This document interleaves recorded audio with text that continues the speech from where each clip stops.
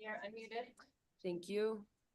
All right, we're going to call the special Telluride Housing Authority meeting of Monday, June 17th, 2024 to order at 9 a.m. We are here in Rebecca Hall as well as on Zoom. We can do a roll call starting with Elena. Elena Levin. Teddy Erico, Mayor. Nancy. Ashley Story Von Sprecken. Dan Enright.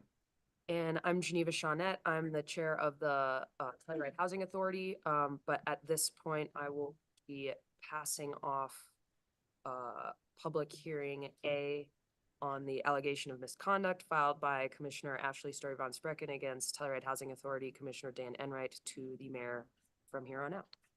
Geneva, thank you very much. I appreciate that.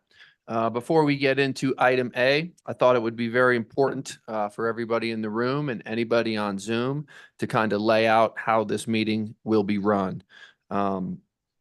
First in A, Attorney Kevin Geiger will introduce the item and talk about the general task we have at hand today. And then after Kevin's introduction, we will have a statement by Ashley Story Von Sprecken. That will be no longer than 10 minutes. Then we will have a response by Dan Enright, which also will be no longer than 10 minutes. Number 3 is public comment. Depending on the people that comment, your time will range between 1 and 3 minutes.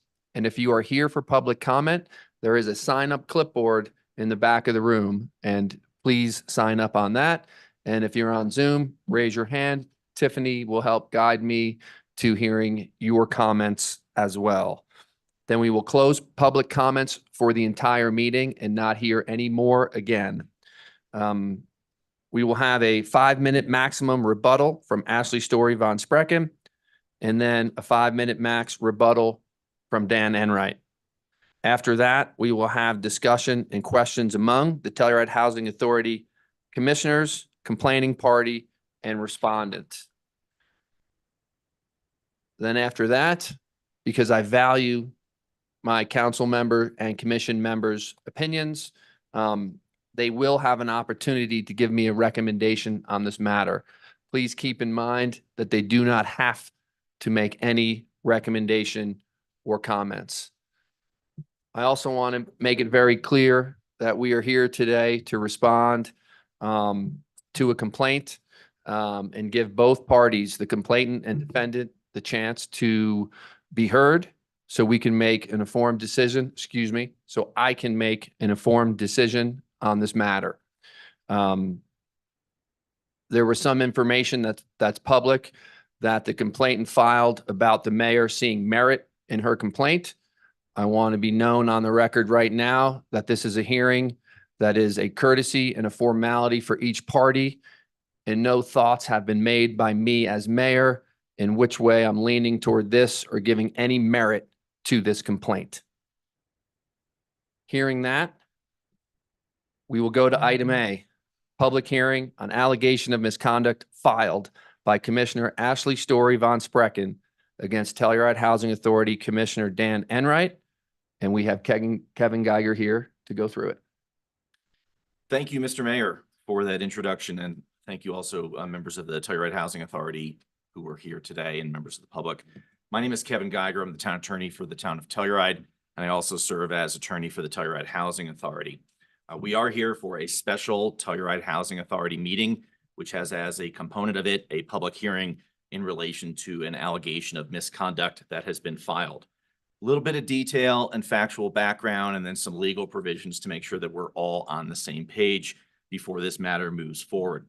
On the evening of Monday, June 3rd, 2024, the Telluride mayor received a written removal request and allegation of misconduct filed by Ashley Story Von Sprecken against her fellow THA commissioner, Mr. Dan Enright.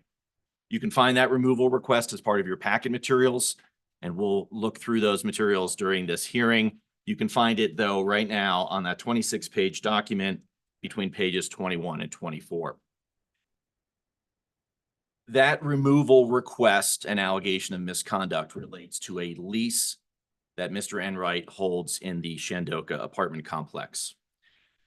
A copy of that removal request and the allegation of misconduct was provided to Mr. Enright the next day, June 4th, during a town council meeting, which was also a Telluride Housing Authority meeting, and that is a requirement of Colorado law. I have broadcast for you the provisions on this section applicable to housing authorities for the removal of a commissioner. It's found at Colorado Revised Statute 29-4-208, and I'll just read it briefly with you. And I want to mention again, and the mayor indicated this is a reserved right pursuant to Colorado law. When a city or a town sets up a housing authority, the ability to remove a commissioner of that authority is retained by the mayor of the town that sets up that housing authority. And here's the applicable provision on it. The mayor may remove a commissioner for inefficiency or neglect of duty or misconduct, which is the allegation here, in office, but only after the commissioner has been given a copy of the charges, which may be made by the mayor against him, and has had an opportunity to be heard in person or by counsel. So that's why we're here today. The opportunity to be heard in person or by counsel for the individual who's accused of the misconduct. And again, this is a hearing held before the mayor, and the mayor makes that decision. I think I want to just briefly address the provisions of the alleged misconduct. And here's the provision that's been cited by the complaining member of the commission, Ms. Ashley Story von Sprecken. And it relates to whether there is an interest, ownership, or control of interest by the individual involved. And I think it might be helpful to leave this provision up at times during your discussion today and have it available for your review. Again, this also may be found at page 8 of your packet materials. Page 8 of the materials contains both the CRS provisions on the hearing that we're conducting today under 208 and the allegation of misconduct under 207. And I think finally, Mayor, what I'll do right now is just briefly go through the record documents for this hearing. We have before you the revised statutes that are inclusive of housing authority provisions, starting at Colorado Revised Statute 29-4-201 through 232. We have the misconduct complaint. It's undated, but it was received on June 3rd, 2024. We have a response from the town clerk on the issue of what ethical provisions govern the Telluride Housing Authority. That's the third attachment in your packet, and that's dated June 7th, 2024. And then late Friday afternoon, we received 2 additional pieces of correspondence from Ashley Story von Sprecken. Those also were undated, but were received on June 14th. And a second was undated and received shortly after that first on June 14th. They were provided to the Housing Authority and the mayor over the weekend by Town Clerk Kavanaugh, I believe on Sunday, June 16th. So with that overview, Mayor, I will return this back to the mayor, and I'm available for any questions you may have on this matter. Great, Kevin. Thank you very much. I do not have any questions at this time. So moving along and following the agenda of the Telluride Housing Authority meeting, I turn it to Ashley Story von Sprecken for 10 minutes for her statement in this hearing.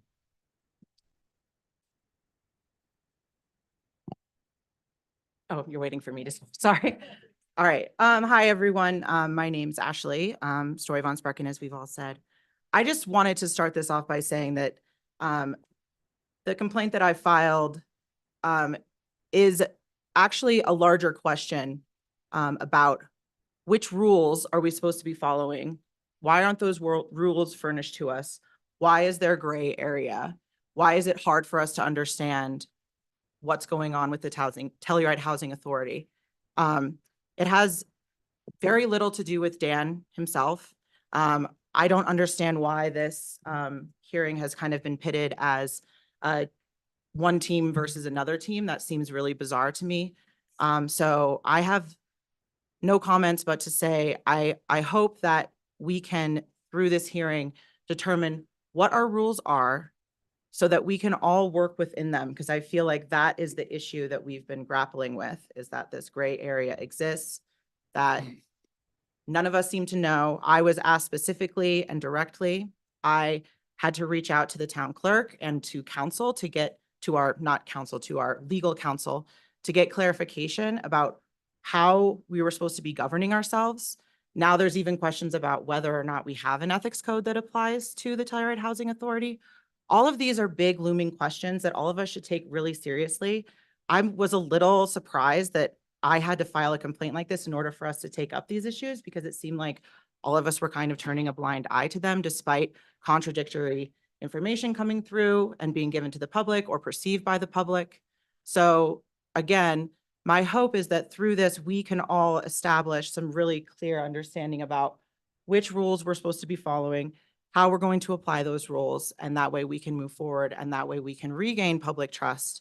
Because right now, I think that it's very tenuous. And my hope is that by starting to have these conversations, we can rebuild that trust. We can understand what the rules are, and we can all start abiding by them, because it seems pretty clear that that hasn't been what's going on. So that's all I have to say. The second emails that I wrote was basically telling that it's not my position to be a prosecutor in this case. This isn't a trial. I'm not here to bring charges. I was bringing information to the attention of the mayor through the avenues presented in legal statutes. I have no statutory authority to schedule a hearing to bring claims. So I hope that, this can continue forward. I have no recommendation for the mayor as far as what he wants to do with this conduct complaint. He can make that determination on his own. And I just hope that our legal counsel and the Telluride Housing Authority going forward has some real clarity for ourselves and for the public, so that we can all be on the same page and be reading from the right rule book. That's all I have to say.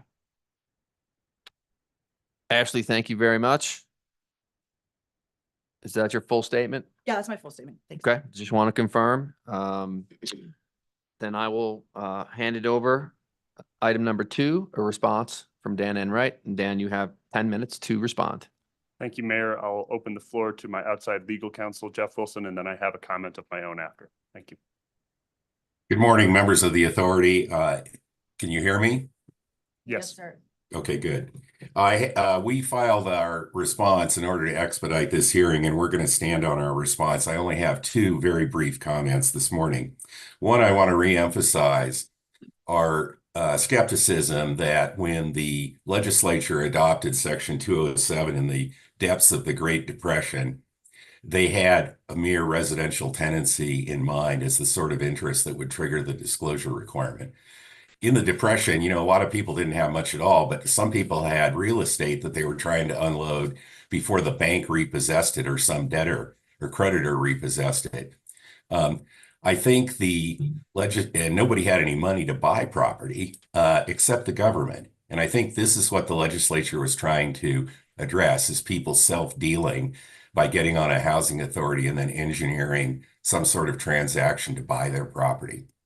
Secondly, in responding to the disclosure and abstention argument, the complainant's second argument, we didn't go at the angle that Article 18 of Title 24 does not apply at all to the Housing Commission. However, we're not conceding that point by not arguing it. We did not seek to get in a fight with the city or the legal advice that it had already given in this matter. And if I could quote from the June 7th note from Tiffany Kavanaugh to Ms. Mawson, the Telluride Housing Authority is a separate unit of local government and not a county, city and county, special district, or school district, and accordingly neither it nor its officials fall within the scope of CRS 2418-101 at SAC. We agree with that. We don't concede that point. And indeed, a lot of the most recent filings by the complainant cite a lot of stuff in 2418, cite Independent Ethics Commission, decisions interpreting this law that doesn't apply, and citing the various conflict or various ethics provisions of the city code, which the clerk also explained do not apply here. The reason we didn't go into the Article 18 argument in depth is because my client's position is not, and he didn't want it to be misunderstood, that he has some sort of right to vote when he has a direct pecuniary interest, either a benefit or detriment to him. That's not, my client believes that's not something you should do, law or no law, as a matter of personal morality and adherence to fiduciary duty. So we didn't want to get caught up in the inapplicability of law. We believe in disclosure and abstention, but in 1,000 amendments to the housing authority statutes, we think that disclosure and abstention obligation should be very conservatively applied. So the purpose of the legislation in 2000 is fulfilled. That's my brief comment, and I'll turn it over to Dan at this point. Thank you, Mr. Wilson. Good morning. I, like any moral and decent person, wish to live an ethical life. When I became an elected official, I recognized the importance of holding these tenets at the core of my identity as a civil servant. I believe that the charges levied against me are without merit.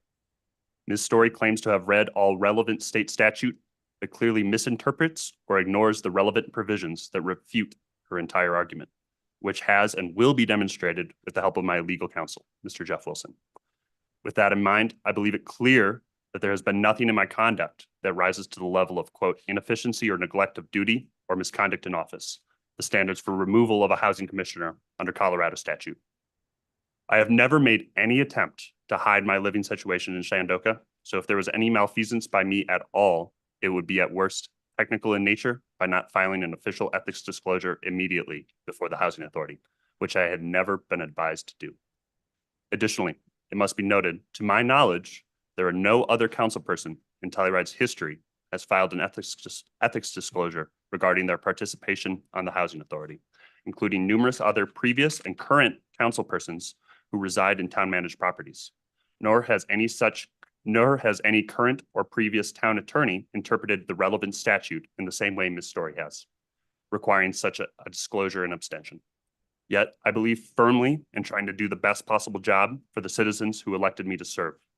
And so with that in mind, I'm more than happy to file an ethics disclosure to the housing authority. And in fact, I have already done so, formally filing it last week with the THA chairperson and the town clerk. In a way, I believe this complaint is also a referendum on town's legal staff.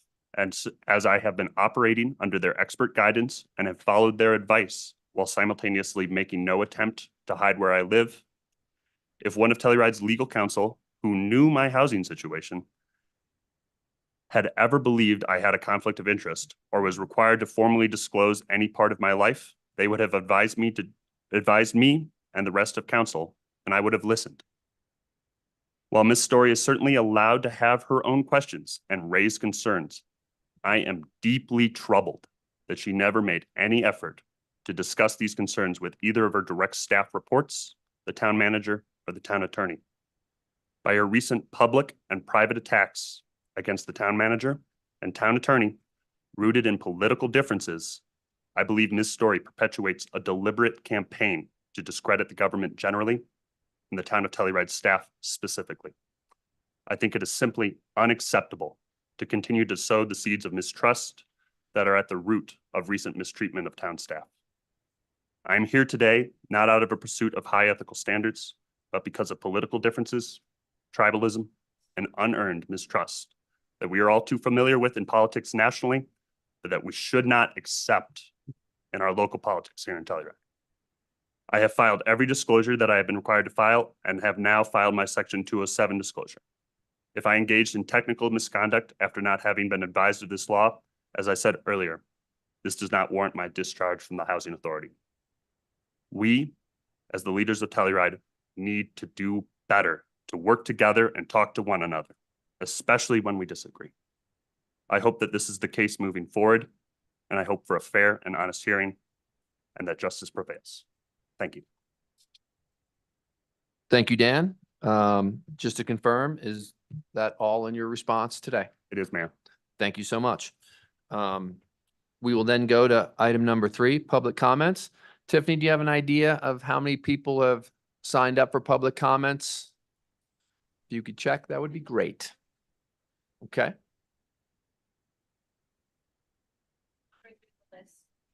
Okay.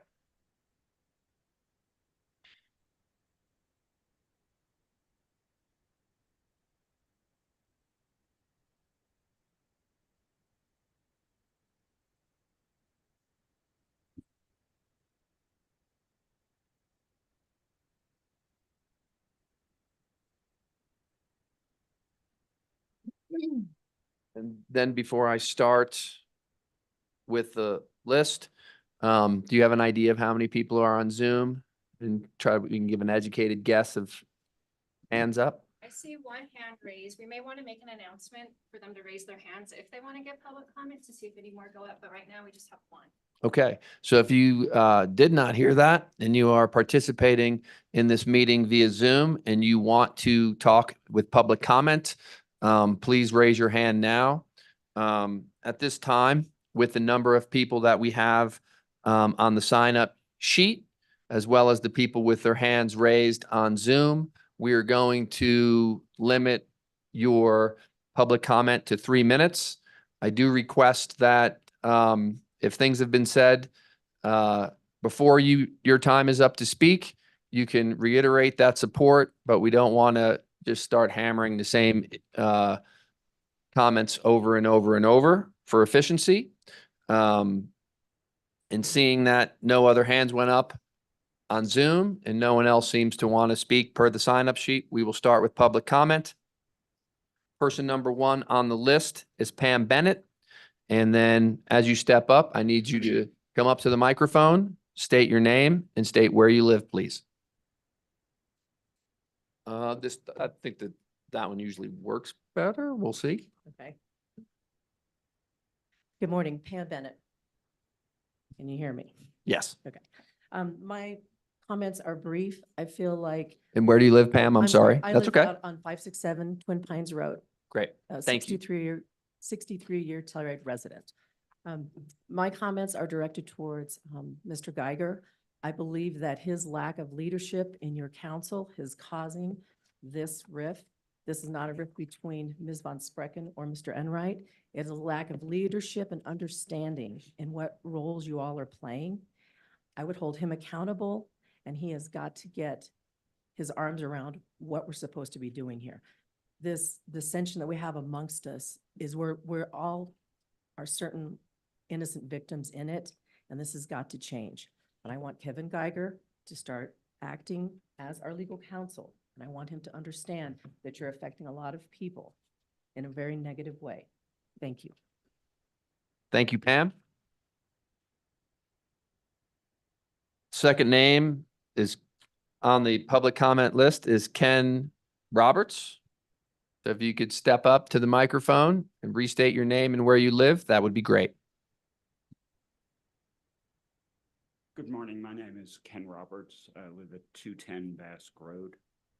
I've been a resident in Telluride for the last 12 years. Since this isn't structured for me to ask questions, I'll make my questions as statements. Mr. Enright has publicly announced that he is living in Shandoka, but is not qualified to do so, that his income exceeds the permissible amount. If I had a question, it would be, why has he continued to be permitted to live there? Living there with an income in excess of the permitted amount amounts to a significant subsidy beyond what's permitted. He's made no effort to move.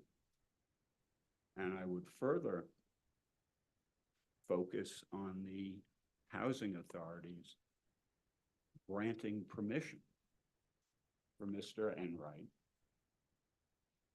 to continue to live in Shandoka when he is not qualified to do so. Now, it's also my understanding that up to 60% of the residents in affordable housing no longer qualify to live there under the income rules. And again, I would look to the housing authority as to why that is permitted to exist. My third comment relates to a document that I believe was prepared by Mr. Geiger. And specifically, I would look at page 26 of that document, which is titled Thoughts and Advice. You're the town council, you're the counsel to the housing authority, and you're providing advice. That advice does not seem to be legal advice. It appears to be campaign advice. Build a base of your electorate. That base is inclined to pass tax measures benefiting them. So in effect, he's providing you with campaign advice as to how to maintain your position. It's not legal advice. He's exceeding his remit in doing so. And he's basically telling you, I exceeded my 3 minutes. That is correct.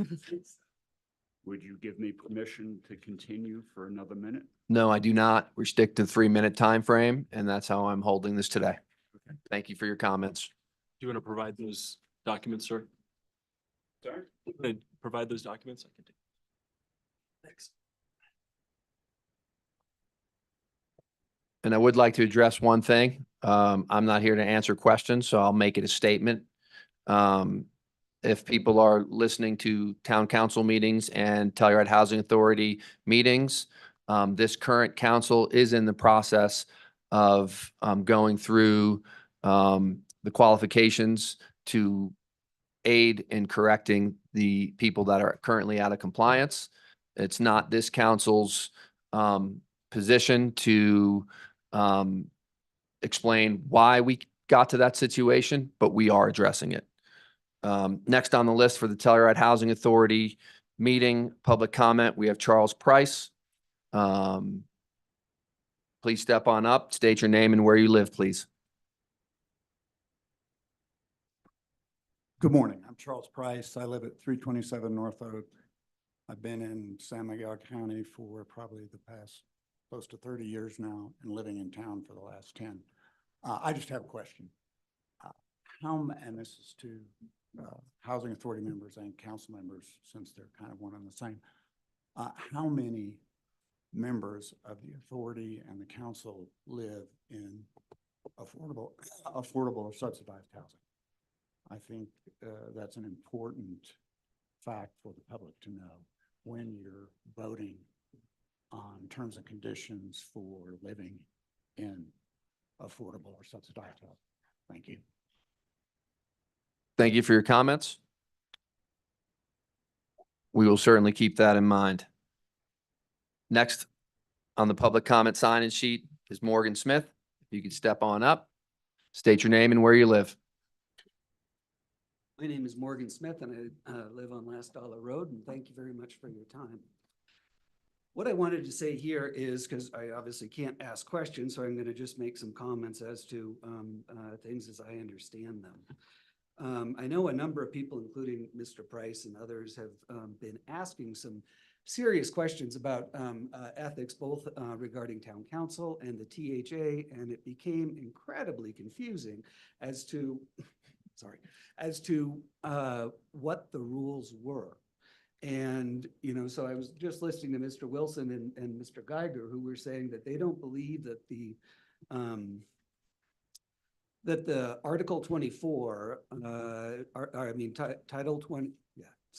Title 24, Article 18 doesn't apply.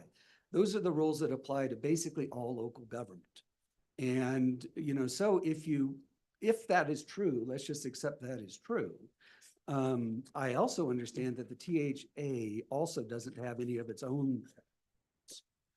And so if those rules don't apply and the town has taken the position before that the town council or the town rules of ethics do not apply to the THA, okay? So if we take all three of those things as true, the rule that was put up there on the board before is the only ethical guideline that controls the THA, which I think has $150 million of assets. And if anyone can point to me any other rule, and the other thing that's being interpreted, I think incorrectly, but you know, for today's purposes, who cares?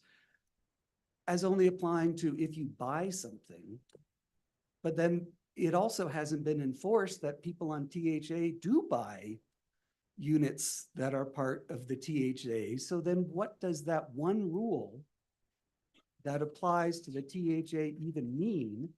And for God's sakes, why don't you have any ethical rules applying to the work? I mean, I don't blame Dan. I think he certainly didn't know about this rule. It may or may not apply.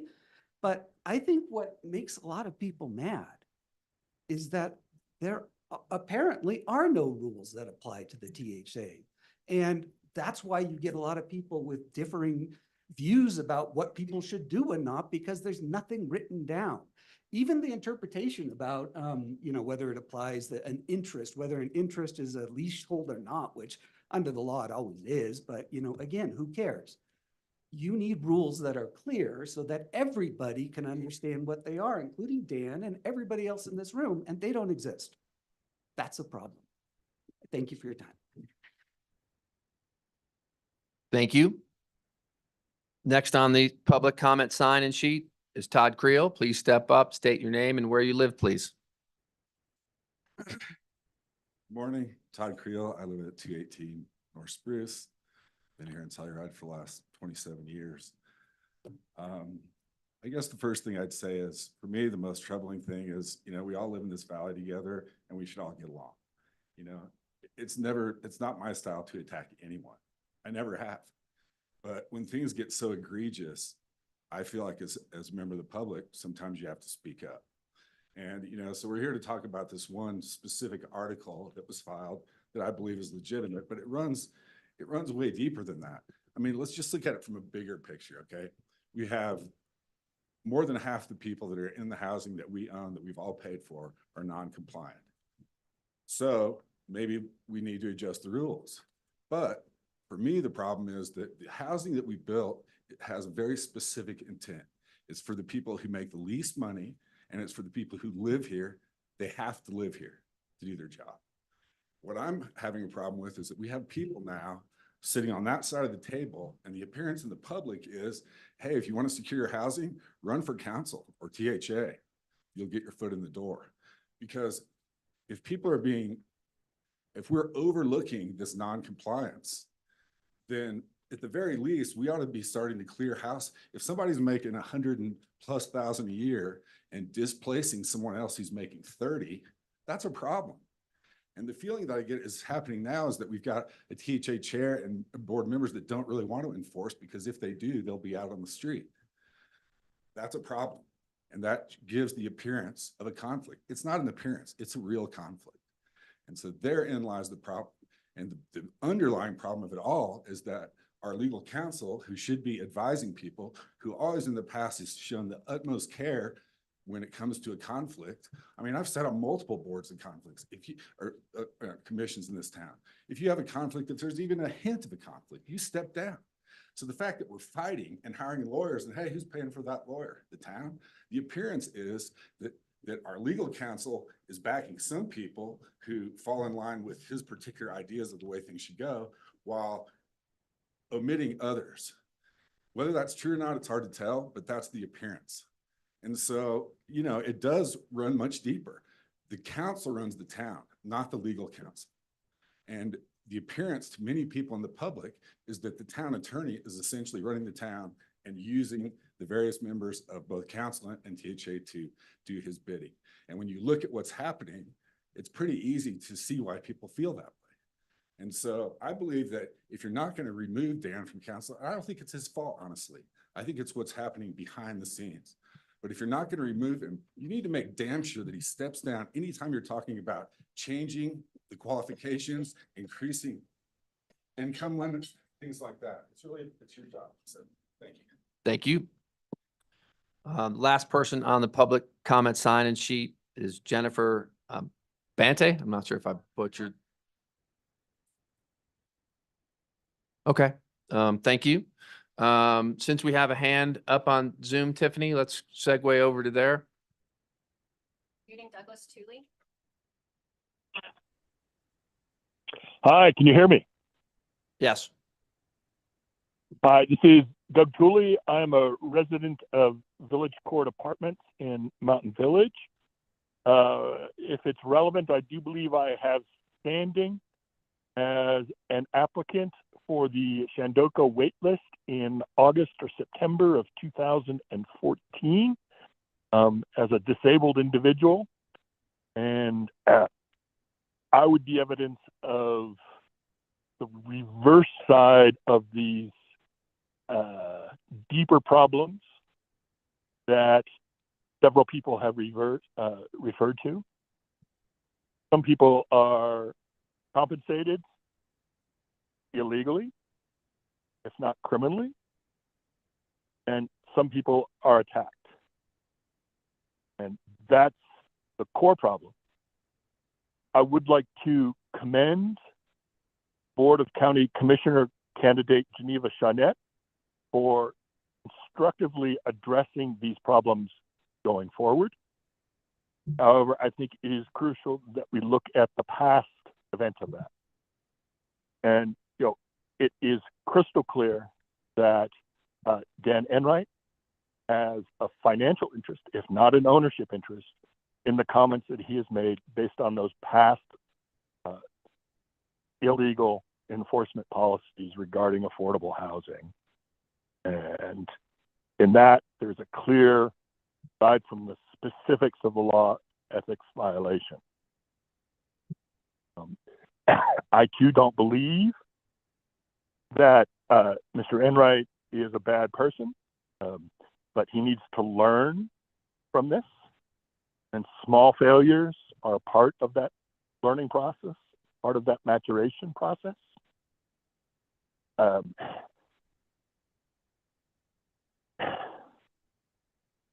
Looking at the past enforcement, there are problems there, and you don't want to be enforcing those against everyone who did not have the income guidelines applied to them. But we do need to look at each of those cases, their employers, and their other actions in town, whether there are reasons why those people were compensated, inappropriate reasons why those people were given that compensation, and act on that basis. And Mr. Enright is one of those people.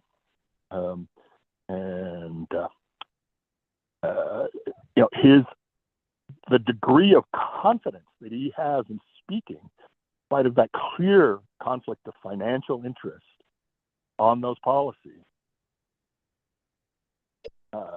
certainly goes to Council Geiger, Town Council Geiger.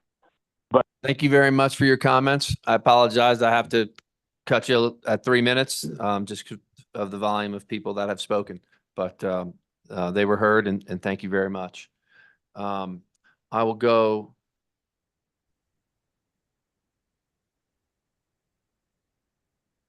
Sure, come on up. Just state your name and where you live, please.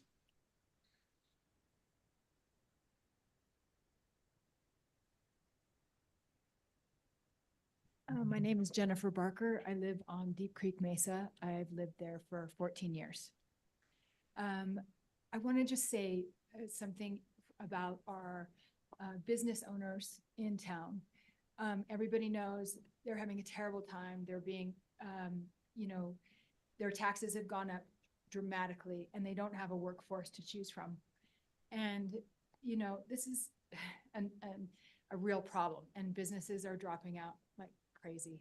And it just seems to me we have limited affordable housing, and it should be filled with people who work here and make a certain amount of money so that they can be hired by our businesses, and so we can have a sustainable community.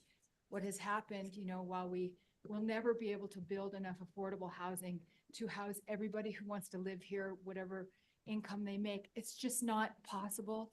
It's never been possible. And I just think that, you know, we really have to take into account our local businesses and getting their workforce supported with our housing. Okay, that's all. Thank you very much. Thank you so much. Before we conclude,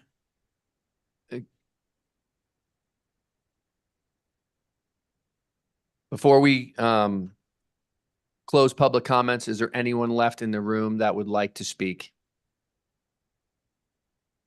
Please state your name and where you live.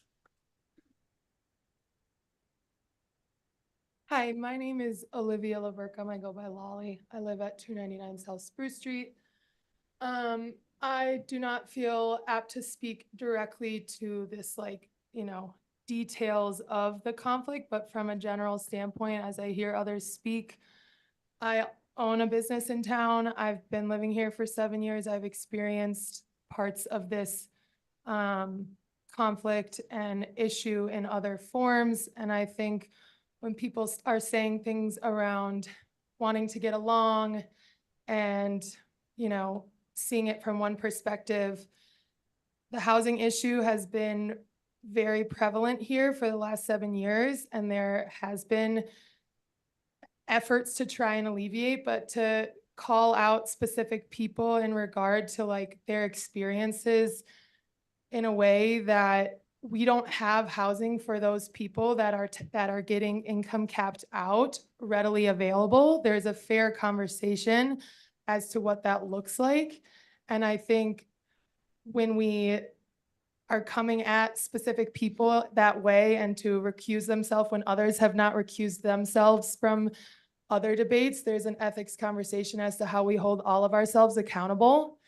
And also, as owning a small business, like these income caps are tricky, and I understand that's a difficult thing for our council to navigate. But when there isn't reliable other sources of housing, and there are issues with where that is to go, and people not wanting that housing in other places because it impacts their property values and what it looks like to them in their neighborhoods. I think there's a miss in that kind of conversation there. And I think for those that have been fighting for housing, they have an understanding that goes beyond those that have had security in that. And it's frustrating to feel like there's something to say about, we all just need to get along, when there have been continual issues here for those that are in this sweet spot of not having secure housing.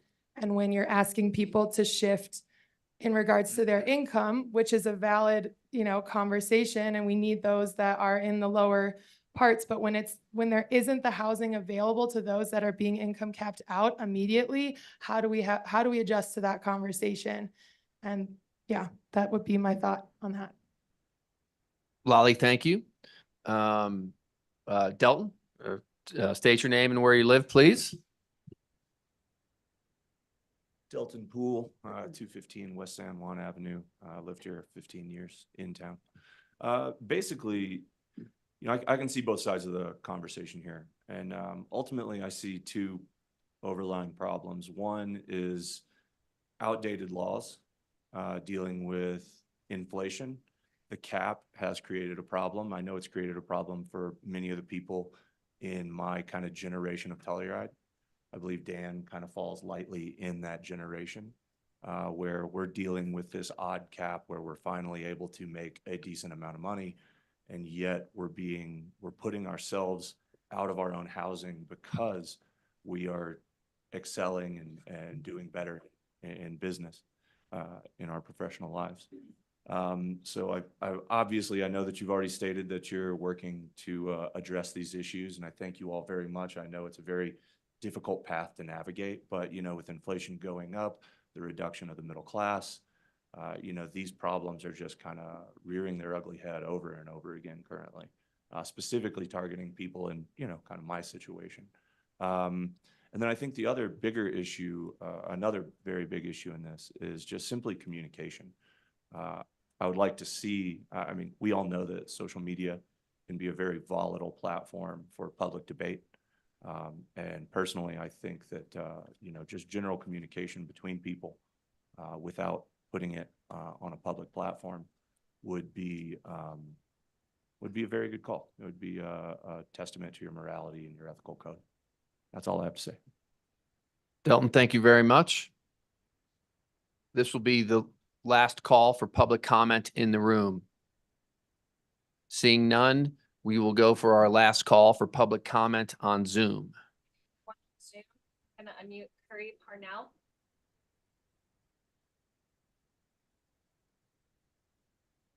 Hey, my name is Curry Parnell. I live at 2575 Silver Pick Road. Have been a resident of Telluride for 7 years now, and I just wanted to call in and support of Dan Enright. I have not only worked alongside Dan at 221 South Oak, but I've watched him progress himself as a professional in this town, and I think that that is being penalized in this situation.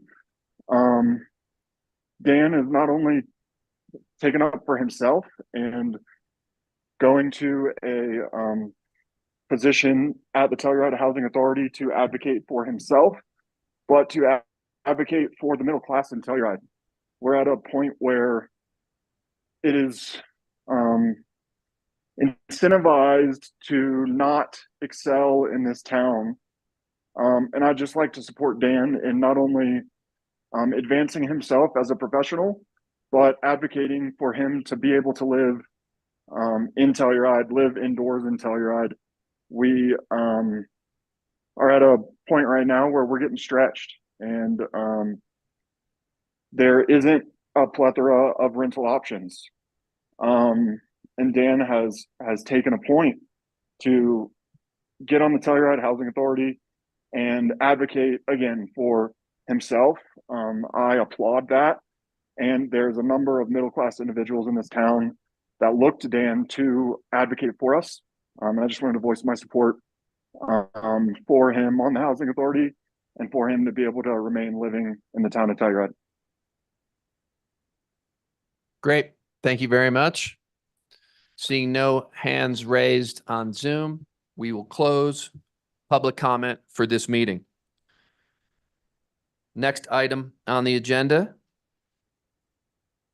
is a rebuttal by Ashley Story von Sprecken, if she would like to add any further discussion. Again, I feel a little awkward being the only commissioner that's, you know, given these opportunities for discussion, seeing as I can't hold a hearing for Dan, but I will appease. I'll make, I actually just have more of a question along our legal counsel. I guess I'm curious as to why, when there were previous discussions about Dan's possible conflicts, that we were directed, it was actually before I was on council, so I should say the council at the time was directed to refer to the town municipal code, specifically the sections where we talk about conflicts of interest, and we have some, you know, harboring language in there to allow for there not to be conflicts when people are members of a common class. I believe that that was applied to Dan. I don't disagree with that interpretation of the law, but I'm worried that at that point in time, why was it that the town municipal code was looked to rather than the state statutes? Particularly because when all of this was happening and we were getting a lot of public comments sent to us, and we obviously saw a lot of things online and this and that, I reached out to the town clerk and to our special legal counsel for THA seeking clarification. That clarification was gave very readily, very clearly, that we were to utilize state statutes when we were dealing with issues of the Telluride Housing Authority. So this is the part where I'm concerned that we as council are not getting the correct legal advice on these issues when it is beneficial for some people and getting different legal advice when it's detrimental to others. I am concerned that that wasn't made very clearly back in, you know, years ago, whenever this was dealt with. Like I said, it was before I was on council. That is a concern for me. I know that Dan, you know, at the end of his statement, attacked me directly, saying that this is some sort of personal vendetta against town staff. To that, I would say, it is my job as an elected official to work effectively in my position. And I can only do that if I also have the respect of the staff directed back at me. It is a two-way street. So the fact that I haven't talked to anybody and the fact that they haven't talked to me is evident of a degree of mutual disrespect for each other. So I recognize what you're saying, Dan. I would say that it's a little bit deeper than maybe what you were referencing, and I certainly don't appreciate the personal attack. I'm not here trying to attack you personally. It's not my intent at all. And like I said, I am concerned that we are again not getting clarity on which rules apply, when they apply, and that sometimes those rules apply differently to others than they do to some. That is cause for concern. If people have an issue with that, I would say we need to take a long, hard look about what all of us are doing up here. So again, I'm not gonna, argue the merits of whether or not Dan committed misconduct or not. I read the rules. I thought it was pretty clear. I think that it should be pretty clear to all of us. I certainly did not say anywhere that he should be removed. I'm also not advocating that. All I was saying is that we need to have a discussion. We need to have a clear direction at the end of it about which rules we're going to be using, how they're going to apply. And if it is the case that we are not operating with an ethics code for the Telluride Housing Authority, which seems utterly nonsensical to me, of course we do, then we need to enact one immediately that we are all clear on and that we all have clear direction on. That's it. And I hope that, we can start doing that from here on out. Thank you. Any further comments, Ashley? No, thank you. Okay. Dan, you have 5 minutes for any rebuttal. Thank you, Mayor. I turn to my outside legal counsel, Jeff Wilson, for my comments. I don't have much of a rebuttal. I don't want to get out of my lane here. I was a little dismayed to hear all the shots at the city attorney.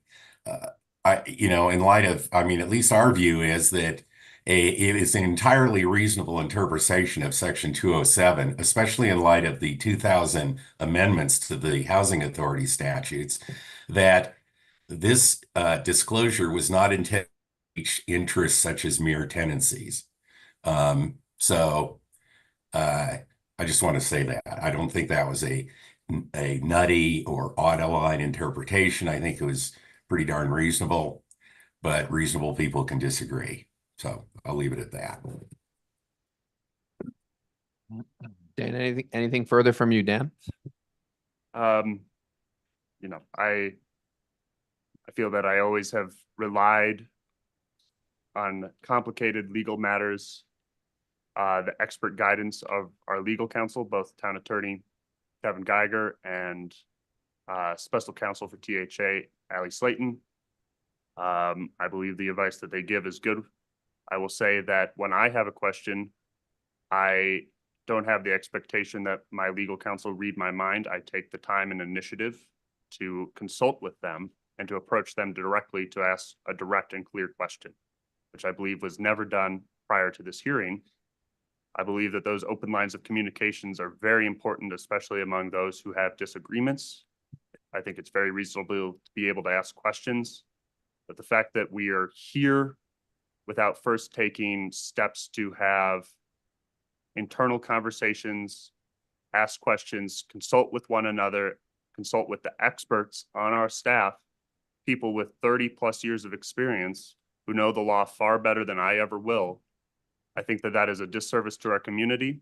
And I think that reflects the tribalism and personal politics that are ingrained within this conflict currently.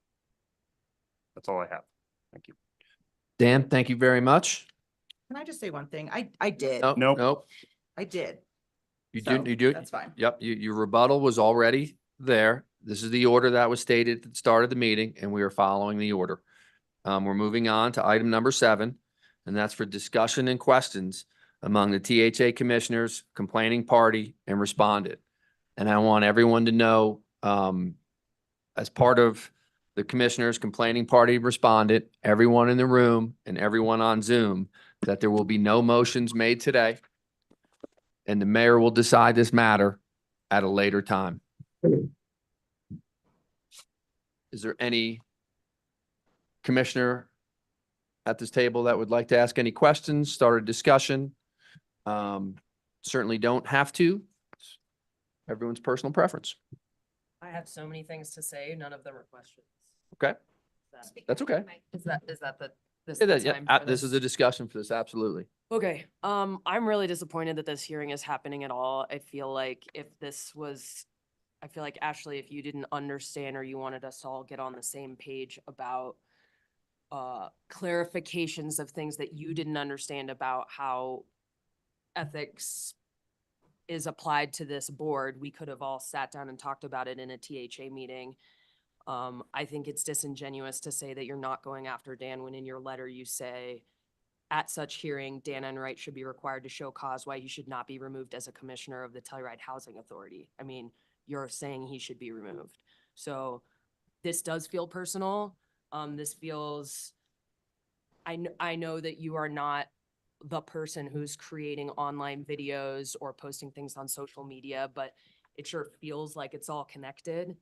I think that attacks on Dan are ridiculous. I think that it's always been important to the town of Telluride as well as housing authorities in general to have commissioners who are part of the class of people being served by affordable housing to participate in the policy making.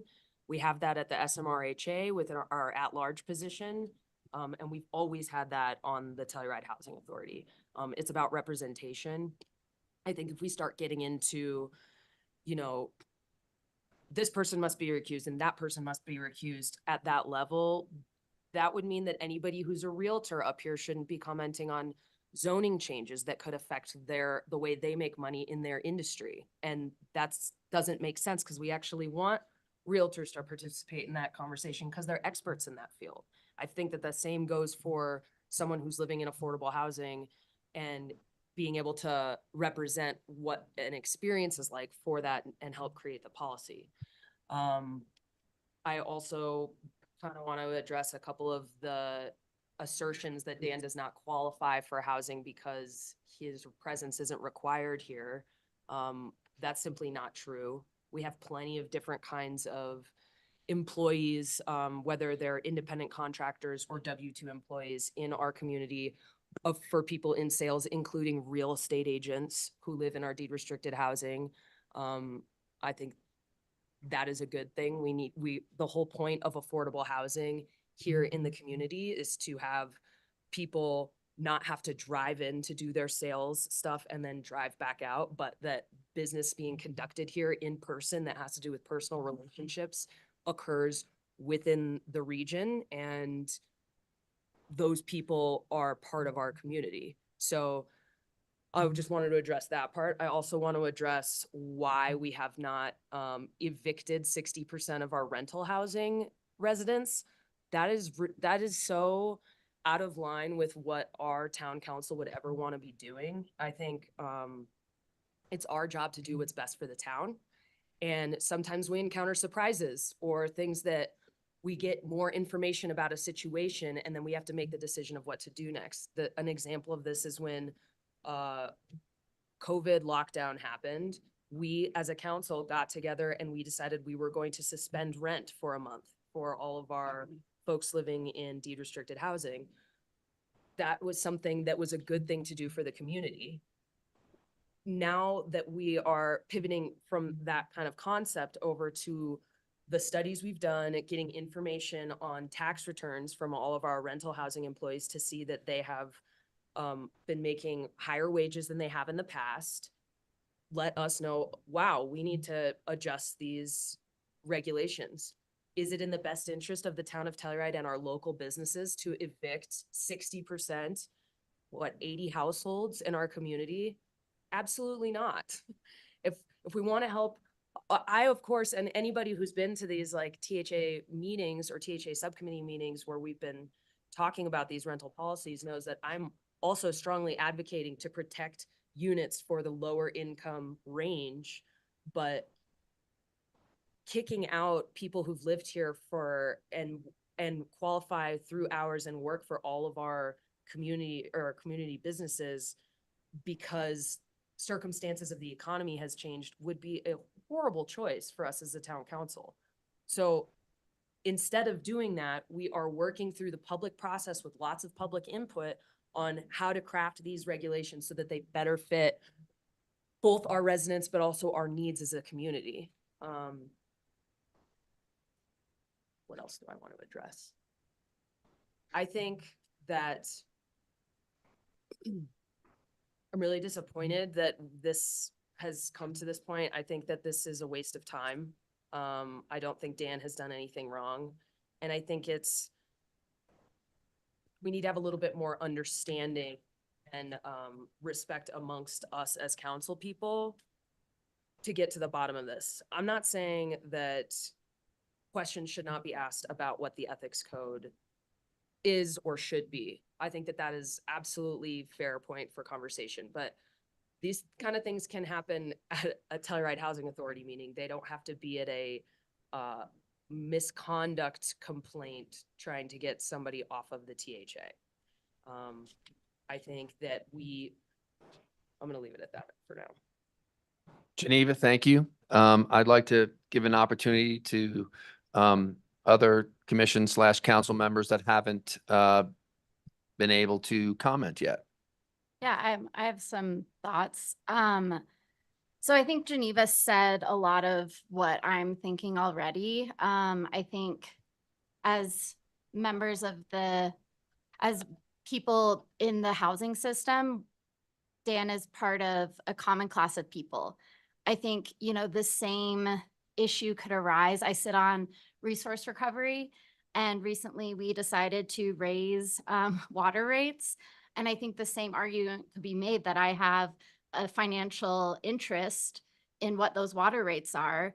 But at the same time, I'm part of a common class of people, and somebody needs to govern. Kevin, Helena, it's not. No, hold on. You I'm guys, run the this no, is I so run the meeting. frustrating. I run the meeting. That's enough. I think, I think Talking. this misconduct meeting is about this disclosure. That's what this misconduct meeting is about. I think it's fair to say that I did not file the same disclosure that Dan is being accused of not filing. I don't live in town housing, but if he's guilty of this misconduct, we all are, because we all didn't file this one disclosure. We do file disclosure with the town, but we were not asked to file this one specifically for the housing authority. So if Dan is guilty, all 7 of us are guilty of that. So I think, to put him up here on trial essentially for what is something that, am I saying that it's okay that we didn't file this disclosure? Like, no, it's something that slipped through the cracks. I don't think he intentionally withheld information about his housing situation. If anything, I feel like he talks about it a lot. So like, was this nefarious? Was he trying to, pretend like he didn't have this living situation? No, it's more of a paperwork error. I think it's important to, we've been referencing this amendment made to the rules that govern the housing authority, the Colorado revised statutes that are creating housing authorities. And I just think it's important that this is read to the public. So this was what was added in August 2nd of 2000. Notwithstanding any other provision to the contrary, commencing on and after August 2nd, 2000, as new appointments are made to authorities pursuant to subsection 3 of this section, such appointments shall be made so that not less than 1 commissioner of each authority shall be an individual who is directly assisted by the authority and who may, if provided in a plan of the authority, be elected by individuals directly assisted by the authority. So, if we're going to reference certain parts of these governing laws, I think it's important that we recognize that in 2000, an amendment was made to the ones that were originally created in 1938 to make it so that it is required that someone benefiting from the housing program actually sits on this authority. So we can't cherry pick what parts of this we want to follow. This is really clearly laid out, and it's one of the more recent things added to this. So I think, while legal counsel and all of us have read this, I think the listening public has a lot of misinformation, and I find that problematic. So I wanted to read that out loud. I also think if we are governing this authority in a way that eliminates everyone who benefits from the housing system and only allow people who can afford the free market in the town of Telluride to sit on this authority, we're creating a very unfair and unrepresented authority that, just to put it in really simple terms, it feels like it's getting into a let them eat cake situation where the people sitting on this authority are only the people who have the means to afford the free market. And I think that isn't the intention of this authority. I think Dan was elected as a representative of the working class, as someone who his lived experience is living in deed restricted housing, in affordable housing.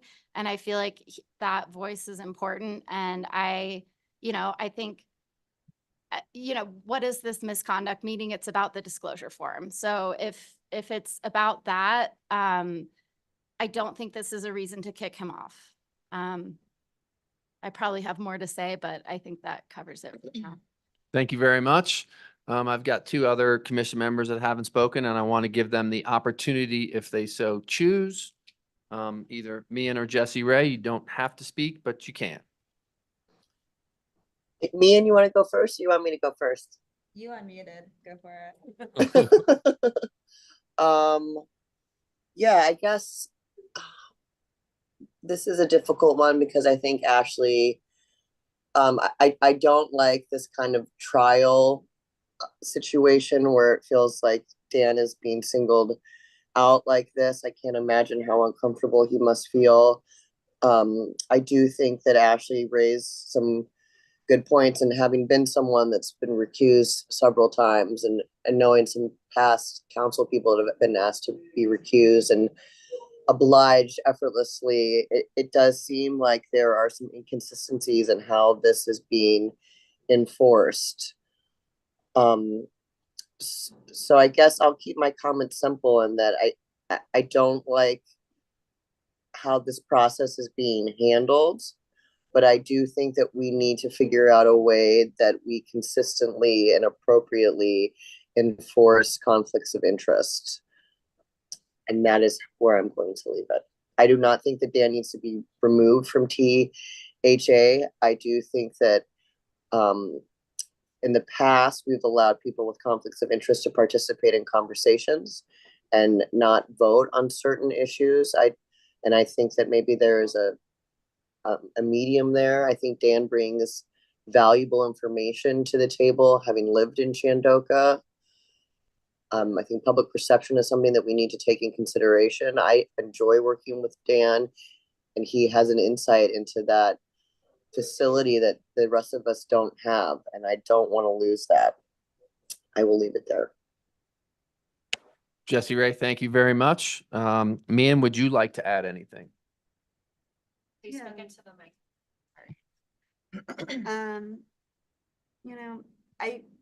I think we're kind of just standing at a point in our community's history right now where as a council and as a housing authority, we're deciding who we want to be as a community and as a society right now.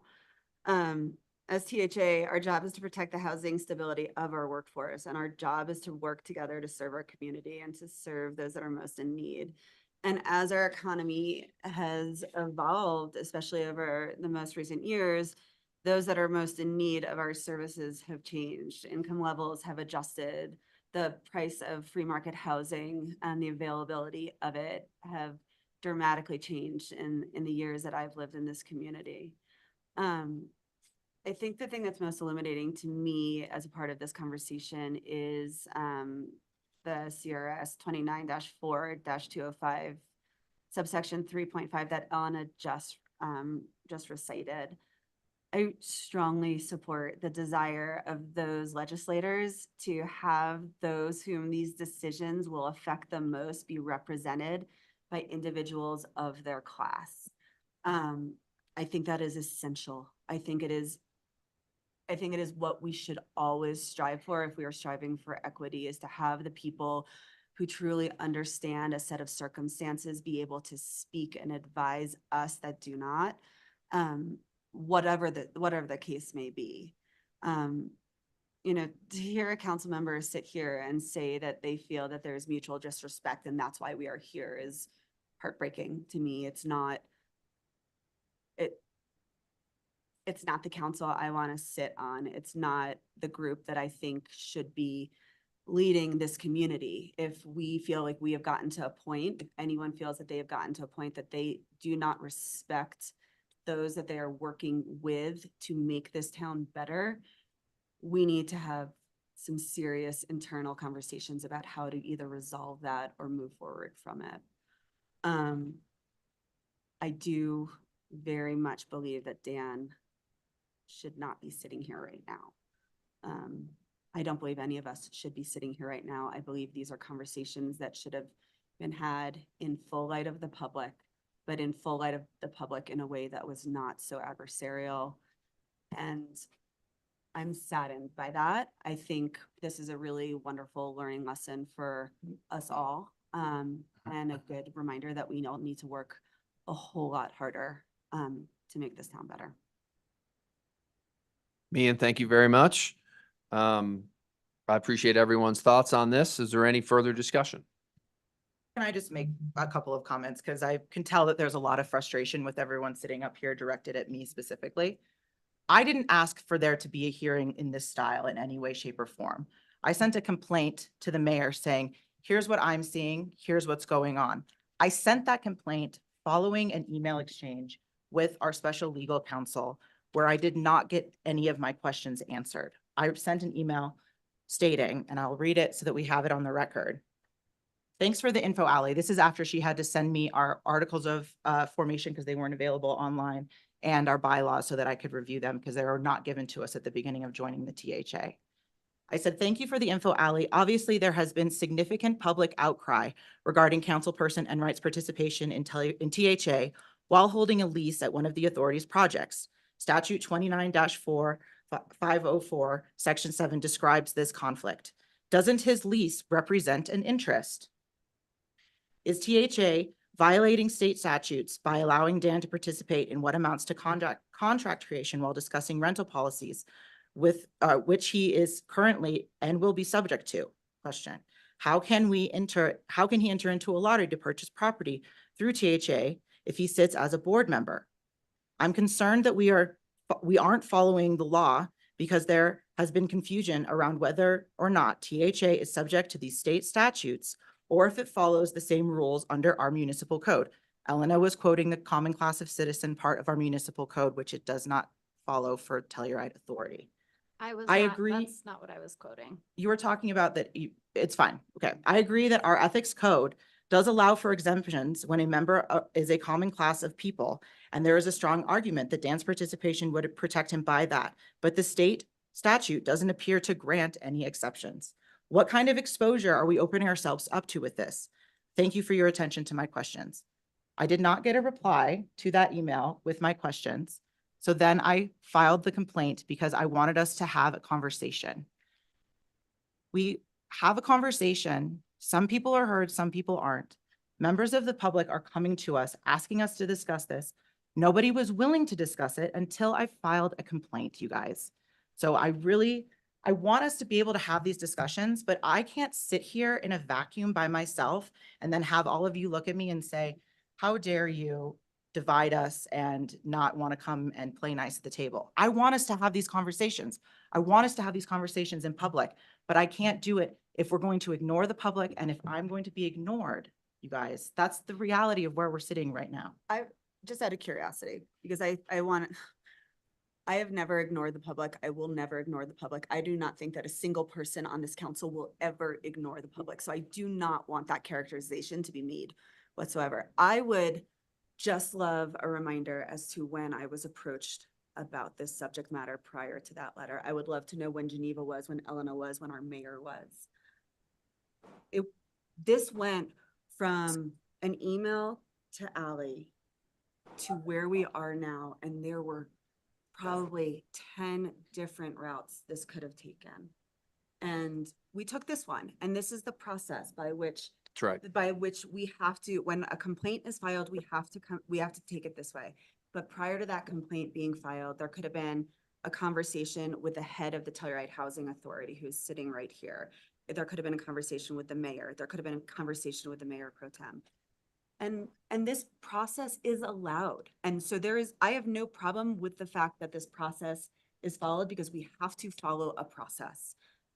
That being said, any frustration is because from my perspective anyway, is that this is a matter that is completely dividing our community, that is costing our community money that didn't need to be spent, when really, truly, I believe these are conversations that we could have had. We elevated the conversation about rental policies to the entire THA board for a very specific reason. Sure. Instead of leaving it in subcommittee, because we felt that it was important for the community to watch us do this very difficult, very tricky, very nuanced work. It was going to be hard. It is hard. And we are doing it in full light of the public, with public input, so that we are serving their needs. So any frustration about this, Ashley, it has very little to do with any one particular entity, and has everything to do with the fact that the process itself didn't need to be this way. It could have been done in other forms and fashions. I totally agree. And my complaint does not, my filing a complaint based on the state statute does not create the need for a hearing. The mayor calls for the hearing. He could have said, I want us to have a mediation. We want to sit down. We want to talk. It doesn't have to do this. So I just don't, I appreciate that everyone's frustrated. This is not what I wanted to do either. I wanted us to start having a conversation, because it appears that there was a council person who was in a situation where he was in misconduct. And to be clear, when there is misconduct filed against another party within our commission and council members, the fairest way to address this as mayor is to hold this hearing and not have the discussions that could have happened. So I have to give equal opportunity to both sides of this, the complaining party and the defendant, and that is why we sit here today.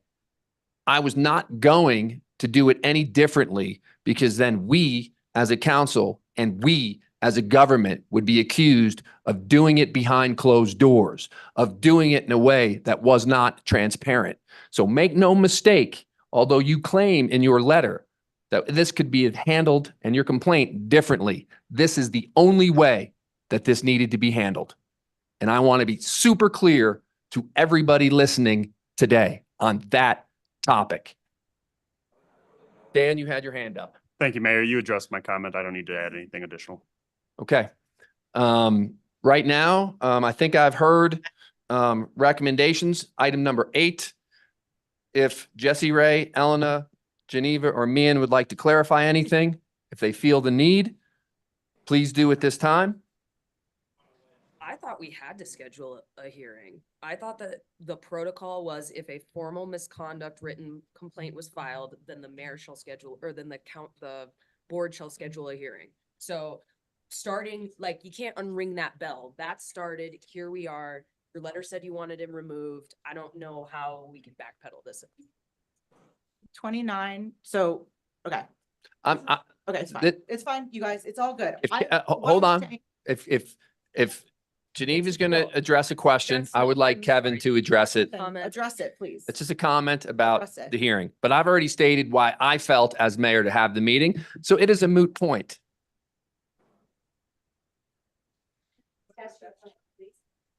So I think it's pretty clear when the complaint came in and the request was for removal. The request was for a public hearing. The mayor the next day set the public hearing. Probably the mayor didn't even have a chance to look at the substance of the written communication, because it came in at about 5 o'clock that previous day before the council meeting. And we had to set that public hearing in that council meeting when everyone had their schedule available. So the complaint causes 5 minutes, taking a break.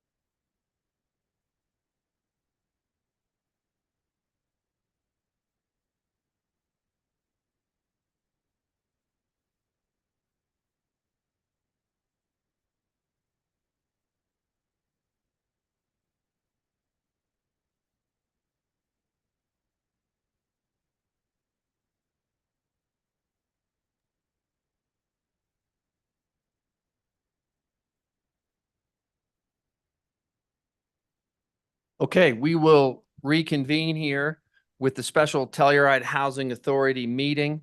Currently, it's Monday, June 17th, 2024, 10:26 a.m. Where we left off was I'd requested Kevin Geiger to give us a statement upon having this meeting chosen as the way to hear from the complainant and the defendant in the most fair and open manner. So I'm going to hand it to Kevin. Thank you, Mayor. I don't have a lot to add other than I think you've already addressed it, which is we received a complaint. You received that complaint. The complaint included an allegation of misconduct by a fellow commission member. It requested a public hearing on this matter. It requested removal of that commissioner. The only way removal can happen of a THA commissioner is following a public hearing with an opportunity to be heard. That's what this public hearing is today. I think there's a lot of semantics on whose complaint, whose charge. This was a complaint filed by a fellow commission member against another commission member for removal to happen, which is what was requested in that complaint. This public hearing had to take place. It occurs to me if the public hearing didn't take place, and I think you alluded to this, Mayor, I think you would be accused of sitting on a complaint, not acting on a complaint, not moving on a complaint. So I think this is the exact process that needed to occur, regrettably, and it is occurring right now. The other thing I want to briefly mention, if I can, we go to the other slide of 207, please, Tiffany. I want to bring your focus back to the language for misconduct. And what you're looking at is the allegation is failure to disclose, which is the second sentence here. And the two triggers owns property. Where does the word own? Hold on, let Kevin If any speak and make his commissioner point or first. employee of an authority owns, there's no ownership here. This is a lease interest, or controls an interest. A possessory interest, possessory right, is not controlling an interest in any property, in the opinion of the town attorney that I am offering to you. And I will also submit to you, I am now the 12th town attorney since 1976, when the town formed a housing authority. This statute goes back to the 1930s. 11 other town attorneys before me. No town attorney has taken the position that controlling an interest in property equals a possessory lease interest in that property. It has never been interpreted that way. Now, the mayor is going to have his own interpretation to advance on this issue, but I can tell you the reason there wasn't advisement on this is because we've had numerous council members in the town of Telluride who have either lived in rental property or had lease interests in rental property. It's never been interpreted that they could not sit and act on a Telluride Housing Authority board. Now, I understand, and I have a thick skin. Apparently, the target's on me, and I get that. It's part of my job at times. I would also note for the record that of the four of the 7 public comments that came in, they have come from people who are either actively suing, have sued, or have filed an ethics complaint against me as town attorney. I do feel that I need to defend myself at times, and I will. But this is a narrow hearing on an issue that was raised by a fellow commission member against another commission member. This is not about the legal advice of the town attorney or what you view as the lack of the legal advice or what you view as advancing a case that you disagree with. So please, let's focus on the legal issues that are applicable here, and let's try to get back to civil discourse. Kevin, thank you very much.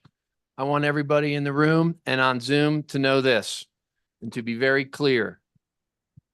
This is my decision to make and my decision only, but I do value everyone's opinion on this matter, from the fellow commission members to council members, to the complainant, to the defendant, and to all the public comment that was made. Thank you, everyone, for attending this special meeting of the Telluride Housing Authority. In due course, I, as mayor, will make my decision from the testimony heard today and other materials provided in advance of this meeting. You can expect that decision within 14 days. I am now adjourning this special Telluride Housing Authority meeting. It is 10:31 a.m. on Monday, June 17th, 2024. Thank you. Thank you, Mayor. Bye, guys.